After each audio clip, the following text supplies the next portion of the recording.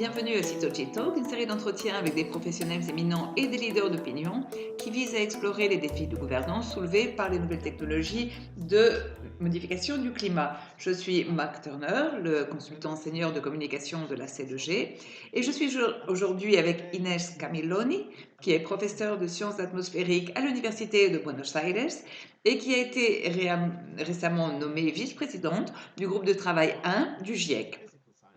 Au cours des dernières années, elle est devenue une voix de plus en plus importante, même sur la question de la modification du rayonnement solaire. Son équipe en Argentine a mené des recherches sur les effets locaux et régionaux que pourrait avoir l'AMRS sur le bassin de la Plata, qui est l'un des 4 plus grands bassins du monde. Elle a également participé à la révision d'experts indépendants pour un rapport des Nations Unies sur la recherche de la modification du rayonnement solaire, aussi appelée géo-ingénierie, et elle a contribué au rapport de l'UNESCO sur l'éthique de la géo-ingénierie. Fin 2022, elle a appelé à plus de recherches sur les défis que pose la MRS et elle a par ailleurs donné en 2021 une conférence TEDx à Rio de la Plata qui s'appelle Qui contrôle le thermostat mondial. Bienvenue à Citochi Talk, Inès. Merci beaucoup. Eh bien, commençons par mes félicitations, car vous avez été nommée récemment comme vice-présidente du groupe de travail 1 du GIEC. Quel est votre travail en la matière? Être vice-présidente du GIEC, c'est un rôle de travailler aux côtés des coprésidents du GIEC et également avec certains membres des bureaux du GIEC. Nous devons préparer les plans de travail pour ce 7e cycle d'évaluation et qui est en train de commencer.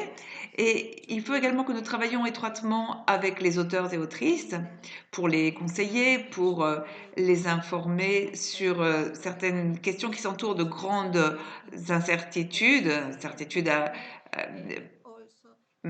les incertitudes même du GIEC.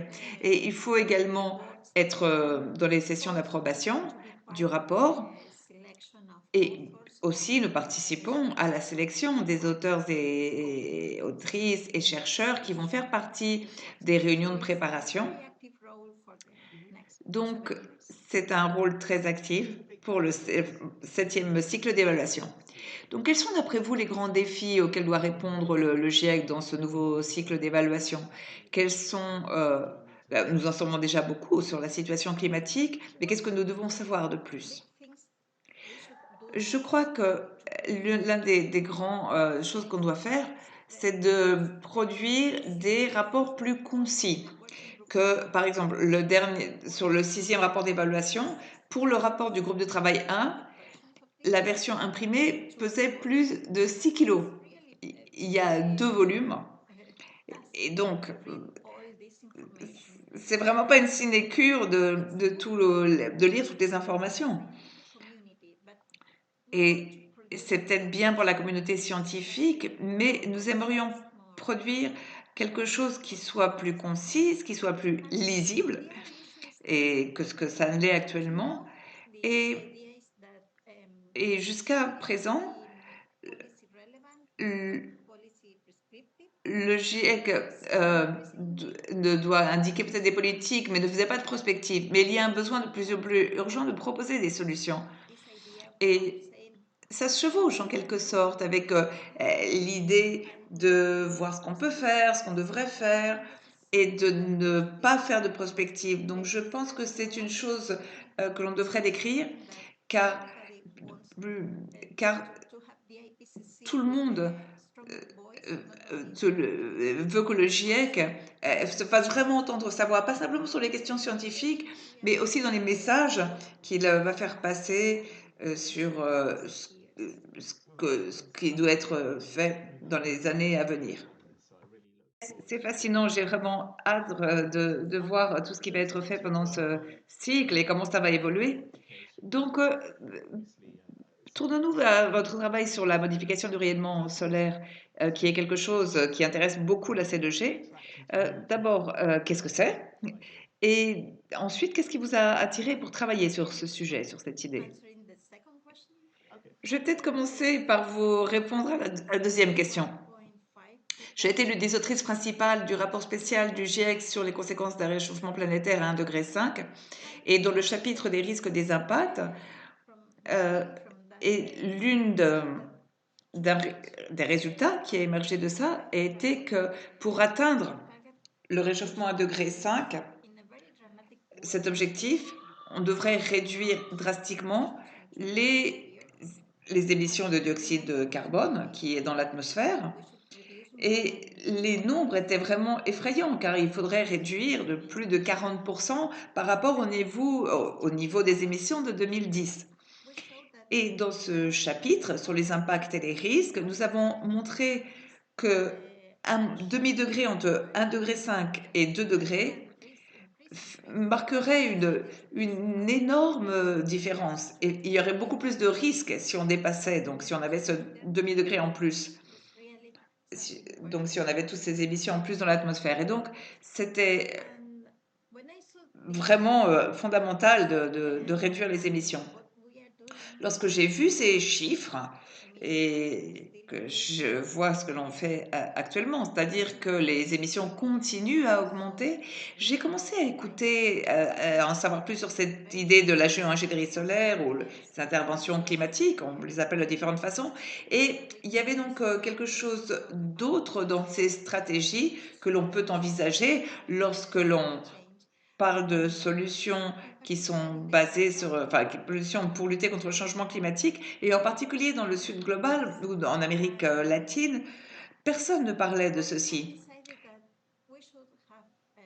Et j'ai décidé donc que l'on devrait avoir de l'information au niveau local, d'en savoir plus sur les potentiels impacts de cela, car quand on a ces chiffres en tête, je me disais que euh, on va dans cette direction du réchauffement, de risques accrus.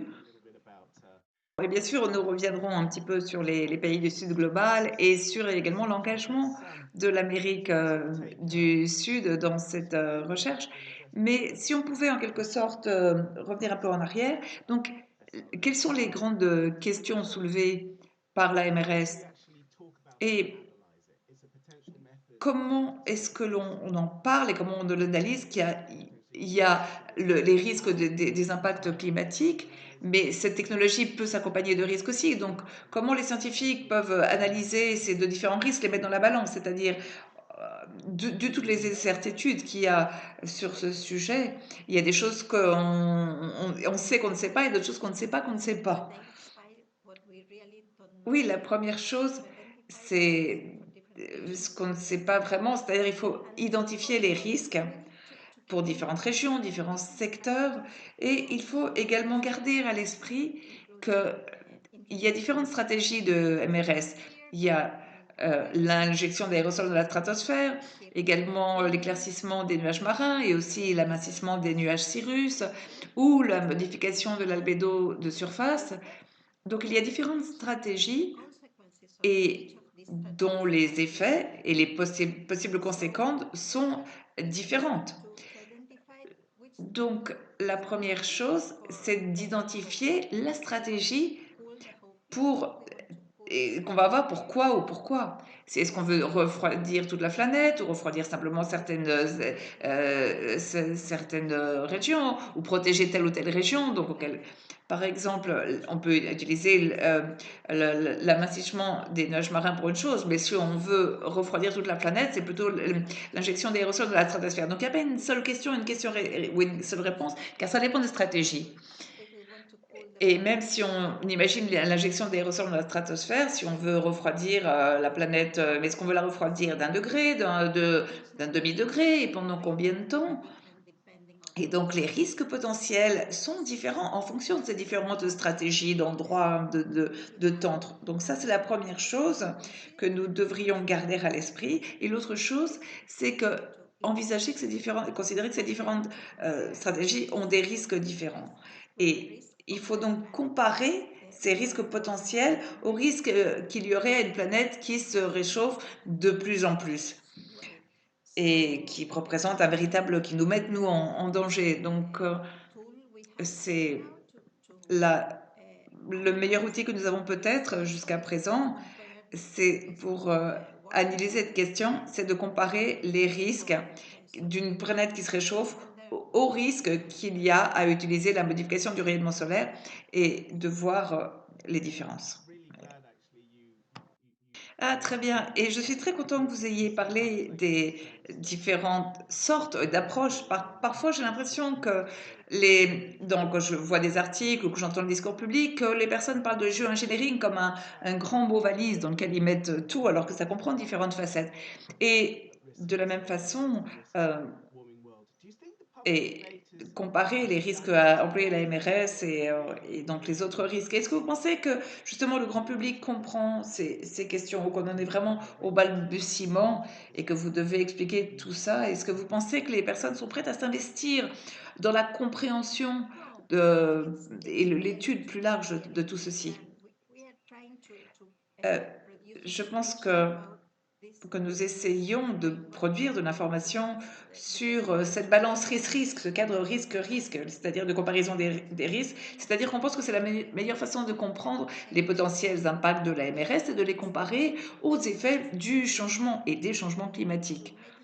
Et c'est peut-être le meilleur outil que nous ayons pour prendre des décisions et voir si c'est une bonne ou mauvaise chose et de voir aussi tout ce qu'il faut savoir en plus pour prendre une décision. Il faut aussi en savoir plus. Et je suis persuadée que ce n'est pas facile à comprendre, que tout ceci n'est pas facile à comprendre, car ça s'accompagne de beaucoup d'incertitudes et il faut qu'il y ait plus de recherches pour obtenir plus d'informations sur les potentiels risques de la MRS. On en sait davantage sur les risques des changements climatiques, mais pas tant sur les conséquences de la MRS. Et par exemple, on peut prendre un exemple spécifique. Vous travaillez à La Plata, en Argentine. Est-ce que vous pouvez nous en dire plus sur la façon dont vous voyez, depuis votre travail, les risques comparatifs du changement climatique dans la région et de l'utilisation de la MRS dans cette même région? Nous avons vu, par exemple, nous avons détecté certains bienfaits, la réduction des températures extrêmes sur le bassin, et c'est très bien car n'oublions pas que nous avons la ville de Buenos Aires, la grande ville de Buenos Aires qui est sur le bassin, et il y a beaucoup de villes très peuplées, beaucoup d'activités économiques, donc des températures extrêmes sont dangereuses pour les personnes, pour les écosystèmes et également pour les activités économiques, mais l'autre facette, c'est que nous avons également euh, vu comment ça pouvait influencer les précipitations et le cru des rivières. Et nous avons vu qu'on pouvait s'attendre à une réduction des précipitations extrêmes et moins de crues des rivières au général. C'est-à-dire on a vu moins de faibles débits des rivières, donc ça, qui a ça c'est intéressant, mais on a aussi vu par exemple une augmentation des flots importants, des flux importants, et donc ça fait des crues, et donc ça peut conduire à des inondations. Donc pour la même région, on peut s'attendre à des bons résultats et à des mauvais résultats, mais toujours il faut les comparer à les scénarios avec des émissions très élevées. Donc ça, c'est la première étape pour pouvoir vraiment explorer tous les impacts de la MRS. Mais il faut plus de recherche. Mais au moins avec cette recherche, nous avons vu cette situation, certains avantages bien faits et certains risques accrus sur d'autres parties du bassin. Et nous reviendrons ensuite sur le fait et comment les responsables politiques peuvent utiliser des informations comme celle-ci. Vous avez parlé du besoin donc d'avoir une plus grande recherche, d'en savoir plus de façon générale. Comment croyez-vous que les scientifiques du sud global, d'Amérique latine, des Caraïbes et d'autres régions, comment peuvent-ils s'engager dans la recherche sur la MRS? Et quelle est d'après vous la situation en la matière? Je crois que il faut véritablement, très important d'avoir des scientifiques du Sud global qui fassent partie de la conversation et à la recherche sur la MRS, car la, par exemple, l'injection d'aérosols dans la stratosphère euh, peut changer le climat mondial, pas simplement un climat à l'échelle régionale, mais à l'échelle planétaire. Donc, il faut que l'on fasse partie de cette conversation et de cette discussion, car on parle d'une technologie qui peut produire des changements dans différentes régions du monde, et il faut qu'il y ait une structure de gouvernance dans ce sens. Et donc, lorsque l'on dit qu'on a besoin d'une structure de gouvernance, c'est-à-dire que les gouvernements des différents pays du Sud global, doivent faire partie de la conversation, avoir des recherches locales et des informations. Donc, c'est véritablement fondamental, car si nous avons les ressources humaines pour le faire, nous les avons pour faire cette recherche. Il me semble que vous avez reçu un financement de l'initiative Decrease. Quel autre type d'appui financier avez-vous? Comment est-ce que le financement est un défi dans les pays du Sud global, étant donné toutes les choses qui ont besoin également de financement? Et également, on peut parler d'un autre, de l'accès aux bonnes choses, c'est-à-dire être au bon endroit au bon moment. Donc, euh, où en est la recherche des pays du Sud sur la MRS? Le financement est vraiment un défi pour la recherche dans les pays du Sud global, car comme vous l'avez dit, il y a beaucoup de choses sur lesquelles on doit en savoir plus et sur lesquelles il faut une recherche dans nos régions, dont les changements climatiques. Et donc, avoir un financement de l'initiative Degrees a été très important, et ça a été notre point de départ pour pouvoir faire de la recherche sur la MRS. Et après ceci, j'ai également reçu un financement d'une agence nationale d'Argentine, et leur soutien a été très important, car c'est le soutien d'une agence de mon pays pour faire cette recherche.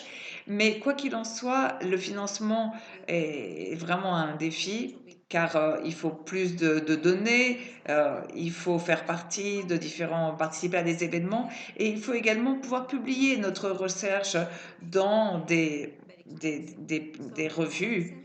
Et donc en général, c'est très cher. Donc en général, il faut plus de financement. Bien sûr, Degrees nous a permis de démarrer, mais on a peut-être besoin de plus grand financement de différentes agences. Ça, ce serait très bien. Et dans ce sens, euh, Degrees aide les scientifiques du Sud global à faire des réseaux avec les scientifiques des pays du Nord, et aide la collaboration Nord-Sud, la coopération aussi entre les différents pays du Sud. Mais la coopération entre les pays du Nord et du Sud est véritablement très intéressante, très bonne, car ça nous ouvre les portes à différents financements et outils également pour pouvoir faire de la recherche grâce à différentes institutions. L'AMRS est un sujet assez controversé, surtout dans les pays du Nord. Et j'aimerais savoir dans quelle mesure vous avez certaines oppositions de plus en plus exprimées, en particulier de la part des ONG, de certains scientifiques et d'autres opposants et détracteurs de l'AMRS, qui disent que l'accusation, c'est que ça détourne des choses que l'on devait véritablement faire. Donc, comment est-ce que ceci est un problème pour les scientifiques et ça peut les détourner de faire cette recherche? J'aimerais connaître votre expérience en la matière, et en particulier votre expérience en Amérique latine, où vous voyez beaucoup de scepticisme. Oui, ce n'est pas facile. Pas parce que d'autres scientifiques nous disent qu'on ne devrait pas rechercher les impacts potentiels de la MRS dans cette région, mais peut-être de la part plutôt des ONG des personnes qui ne comprennent pas véritablement ce que l'on fait et pourquoi on fait cette recherche. Parfois, c'est pas très agréable comme situation, mais je pense que l'on peut la gérer et la dépasser. Et l'idée très forte de tout cela, c'est que ce que on fait, c'est d'essayer de comprendre les potentiels impacts. On ne dit pas qu'on devrait faire si, bon, on dit que si quelqu'un devait faire ça, voilà les conséquences que ça peut avoir, ou ce que ça peut provoquer comme bénéfice. Donc, dans ce sens, je pense que l'on peut gérer la situation, et nous avons le soutien de l'Agence nationale de recherche d'Argentine, et ça, c'est très important pour nous. Et lorsque vous êtes face aux critiques et que vous expliquez, comme vous venez de le faire, on ne doit pas faire ci, je ne dis pas de faire ça, je dis que voilà ce qui arriverait si on le faisait dans notre région, etc. Est-ce que vous voyez qu'à ce moment-là, les personnes acceptent ceci et disent, ah, d'accord, c'est un point de vue intéressant. Est-ce que les personnes vous rejoignent sur ce point? Parfois oui, parfois non, car il y a également des positions plus radicales liées à ça, et ils associent la géoingénierie avec les chemtrails, c'est ce qu'ils voient dans le ciel, et c'est difficile de les convaincre ou de les dissuader que c'est pas que c'est pas la même chose, que là, il n'y a pas encore de géoingénierie, que c'est quelque chose de différent. Mais dans ce sample, il est plus facile donc de parler à d'autres scientifiques, pas facile parfois de parler à certaines personnes du grand public qui peut-être ne comprend pas bien ce qui se passe dans l'atmosphère et qui peuvent avoir leur propre biais. Passons au processus des Nations Unies. Vous êtes l'une des autrices, auteurs du rapport du Programme des Nations Unies pour l'environnement One Atmosphere, ou l'une des correctrices indépendantes. Et il y a une déclaration donc, qui a dit qui est que la MRS pourrait être la seule option pour refroidir la planète dans les années à venir. C'est une déclaration audacieuse. Et mais ils disent également que le déploiement de la MRS s'accompagnerait de nouveaux risques. Donc, est-ce que vous euh, pourriez nous dire les recommandations qu'a fait ce rapport et nous parler un peu des réactions que cela a suscité? Les recommandations, c'est que bien sûr l'atténuation est l'élément le plus important, l'action climatique la plus importante pour qu'il faut réduire le CO2 dans l'atmosphère. Et l'adaptation est également importante lorsque l'on pense aux actions climatiques, c'est mais nous ne sommes pas dans la bonne voie pour limiter le réchauffement à 1,5 degré fixé par Paris. Donc, nous avons besoin de plus de recherches sur ces technologies. On n'en sait pas encore assez jusqu'à présent. Et nous avons vu qu'il y avait certains bienfaits, avantages, par exemple de refroidir la planète. Et il y a aussi des risques. Et ces risques sont associés, par exemple, avec une répartition inégale des effets du refroidissement. Ça pourrait être une technologie qui ait trop d'effets dans une région, donc refroidisse trop une région, ne réchauffe pas assez d'autres régions. Et ça crée également un nouveau climat. Et on ne sait pas, c'est une inconnue ce nouveau climat. On ne sait pas comment il pourrait être. euh, on n'en connaît pas les conséquences, car c'est pas comme de prendre une machine à remonter le temps et de retourner à l'arrière vers un climat que l'on connaît déjà.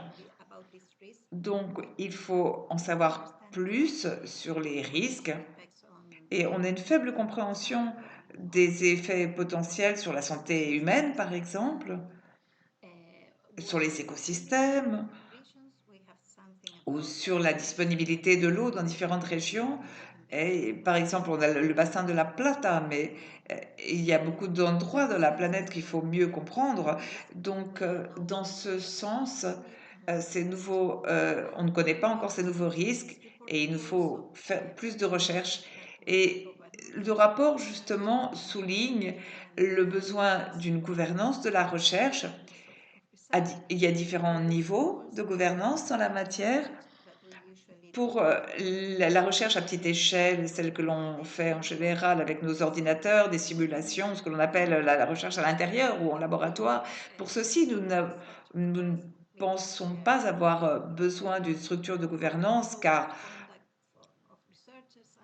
il y a des codes de conduite, bien sûr, de la recherche qu'il faut respecter. Mais il y a la liberté académique pour faire ceci, et dans ce sens, il n'est pas nécessaire d'avoir une gouvernance. Mais lorsque l'on parle de recherche à l'air libre, même de petites expériences à petite échelle, et il n'y a pas un accord total dans notre groupe d'auteurs du rapport, il n'y avait pas de consensus là-dessus. Et l'une des idées, c'est que peut-être la recherche en plein air pourrait accélérer le déploiement de cette technologie, et c'est ce que l'on appelle l'effet de la pente savonneuse ou de la pente glissante. Donc c'est différent. Il y a différents niveaux de discussion et bien entendu, en fin de compte, cela va être utilisé et, et lorsqu'il va falloir mettre en place une structure de gouvernance. Mais ce qui a vraiment été identifié, c'est qu'il faut une gouvernance de la stratosphère, par exemple, lorsque l'on pense à l'injection d'aérosols dans la stratosphère. Donc, ce sont certaines des discussions qui sont impliquées dans ce processus et dans ce rapport. Et où est-ce que cette gouvernance pourrait avoir lieu? Qu'est-ce que vous suggérez en la matière?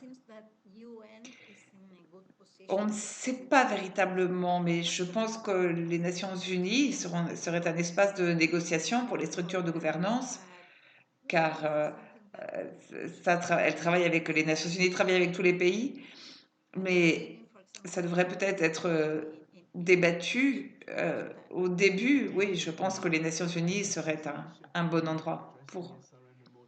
Pensez-vous que le GIEC devrait décrire plus les SRM, MRS en détail et dire quand et où la faire, etc. La modification du rayonnement solaire fait partie du sixième rapport d'évaluation du GIEC et il y a une section qui en parle, mais les scénarios qui envisagent la MRS ne sont pas en fin de compte, ne font pas partie en fin de compte de l'évaluation exhaustive des scénarios. Et je pense que c'est une étape qui devrait être débattue. Je ne sais pas ce qui se passerait, mais je pense que ce serait bien si, étant donné des différentes SSP, des différents scénarios, des émissions envisagées, trajectoires d'évaluation envisagées, si on pouvait également, si ce type de scénario pouvait faire partie de ce que l'on discute. C'est mon idée. Les SSP, ce sont pour le GIEC, c'est un acronyme anglais pour les trajectoires socio-économiques partagées. Oui, absolument, c'est bien cela. Et on les utilise dans le dernier, enfin dans le sixième rapport d'évaluation. Dernièrement, l'UNESCO a fait une commission sur l'éthique dans la géo-ingénierie. Et il y a eu un rapport qui demande la formulation de valeurs et de principes éthiques. Comment ça pourrait se traduire en pratique? Il y a 6 questions qui devraient être envisagées, prises en compte pour l'éthique de la géo-ingénierie. Et sur ce point, je veux souligner que ce rapport ne fait pas simplement référence à la modification du rayonnement solaire, mais aussi à l'élimination du dioxyde de carbone. Donc, les différentes questions qui sont liées à l'éthique, c'est tout d'abord la gouvernance, et car lorsque l'on touche le climat planétaire, il faut une structure de gouvernance, mais il y a également la participation. Il faut que tout le monde fasse partie de ce type de conversation, dans les pays du Sud global, bien sûr, et différents groupes, les autochtones, les femmes, la jeunesse. Et il y a également le grand rôle que doit jouer la connaissance scientifique et la communauté scientifique qui doivent participer à cette conversation, car il faut produire plus d'informations, plus de recherches. Donc, il faut que nous ayons des chercheurs des sciences physiques, mais également des sciences sociales. Et il faut qu'ils s'impliquent les uns comme les autres dans cette conversation. Il faut renforcer les capacités. Ça, c'est un autre volet qui est très important, car il faut plus de chercheurs dans les différents domaines. On a également besoin d'éducation et de pédagogie, car il faut communiquer ce que l'on sait et ce que l'on ne sait pas sur les potentiels avantages et risques que ces technologies pourraient avoir. Et la dernière chose était liée à la sensibilisation. Et donc là, l'UNESCO a, a eu cette discussion sur l'éthique de l'ingénierie dans ce sens. Il y a une chose qui m'intéresse sur l'éthique, c'est que parfois on a une conversation avec 2 personnes sur la MRS et on réalise qu'ils ne connectent pas, ils ne sont pas d'accord. Et à un moment, ils se disent, ah, on utilise différents cadres d'éthique. Par exemple, une personne utilise une sorte de cadre, de prisme pour avoir le moins de souffrance pour le plus grand nombre de personnes sur Terre et dire voilà, moi je vois le monde à travers ça, c'est mon prisme. Et une autre personne peut dire moi je suis plutôt avec une question de rouge, de ligne rouge, de lignes qu'on ne peut pas traverser, peut-être pour des régions religieuses ou parce qu'on parle de la terre nourricière, etc. Comment faites-vous face à ce type de conversation où les personnes viennent avec des prismes ou des cadres éthiques aussi différents les uns des autres et des mots différents? Ce n'est pas facile et ça a été dur justement pendant la préparation de ce rapport et au, au stade de brouillon parce que en raison de ça, car on a des personnes qui viennent différents types de sciences, leurs perceptions peuvent être différentes, leurs perceptions sur le changement climatique sont différentes également, varient d'une personne à l'autre. Mais je pense que ce qu'on a vu au cours des dernières années, c'est-à-dire les précipitations extrêmes, les chaleurs extrêmes et à l'échelle à lesquelles sans précédent, l'échelle sans précédent à laquelle vous avez vu, d'une certaine façon, ça fait bouger les lignes en faveur des discussions qui, euh, qui va... on se demande en fait, est-ce qu'on va pouvoir vivre partout sur cette planète ou est-ce que certains endroits vont devenir véritablement euh, invivables en raison de leur climat extrême, en raison des fortes températures par exemple. Et je pense que dans ce sens, euh, ces changements sans précédent que nous constatons dans le climat au cours des derniers mois euh, fait bouger, fait évoluer la discussion vers l'idée qu'il y a une véritable urgence et le moment n'est certainement pas bien choisi maintenant pour déployer cette technologie. Et quand bien même le voudrait-on ne pourrait pas le faire maintenant à grande échelle ou à l'échelle planétaire. Mais il est temps de réfléchir et de faire plus de recherches. Et dans certains cas, que ce soit d'avoir ceci sous le coude en quelque sorte, au cas où véritablement il faille le déployer que ce soit cette génération ou la génération d'après, car véritablement, nous ne sommes pas dans la bonne voie, sur le bon chemin pour laisser une circonstance, une atmosphère vivable aux générations qui s'annoncent. J'aimerais parler tellement d'autres choses, la désinformation, l'état de la science, on pourrait parler pendant des heures, mais je vois que nous arrivons à la fin du temps qui nous est imparti, donc je voudrais demander une dernière question, peut-être plus personnelle. Le fait, avec la MRS, avec l'injection d'aérosol dans la stratosphère, veut dire qu'on est vraiment dans une situation très particulière, très difficile. Et je pense que, étant donné la confusion dont ceci s'entoure, la désinformation, etc., etc., il peut être difficile aux scientifiques de rester optimistes et motivés, vu l'échelle du problème auquel nous sommes face. Et, et le manque d'intérêt de certains et la reluctance de certains à vouloir s'y engager. Donc, comment vous gardez une motivation et le sens de l'espoir avec tout ça? Je pense que ma motivation, c'est que nous avons peut-être cette technologie qui pourrait nous aider à éviter des- les aspects les plus dangereux des changements climatiques pour éviter un gros dépassement ou le réduire du moins pendant un certain temps. Et d'une certaine façon, on peut acheter du temps, entre guillemets, et on peut véritablement réduire les émissions. Donc, je pense que c'est ce qui me motive.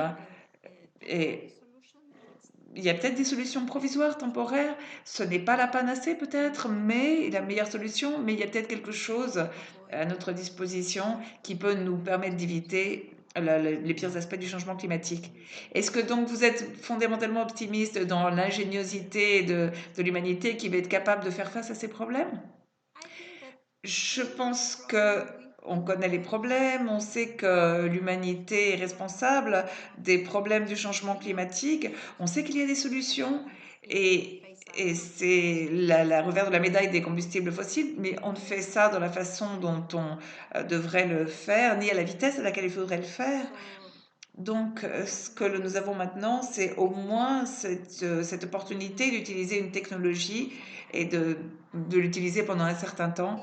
Et quand on a des enfants, on veut qu'ils vivent dans un monde meilleur, un meilleur endroit. Et donc, on a l'obligation d'être dans un sens optimiste. Inès Camione, merci beaucoup d'avoir faire partie de cet OG Talk. J'apprécie. Merci Marc, c'est moi qui vous remercie.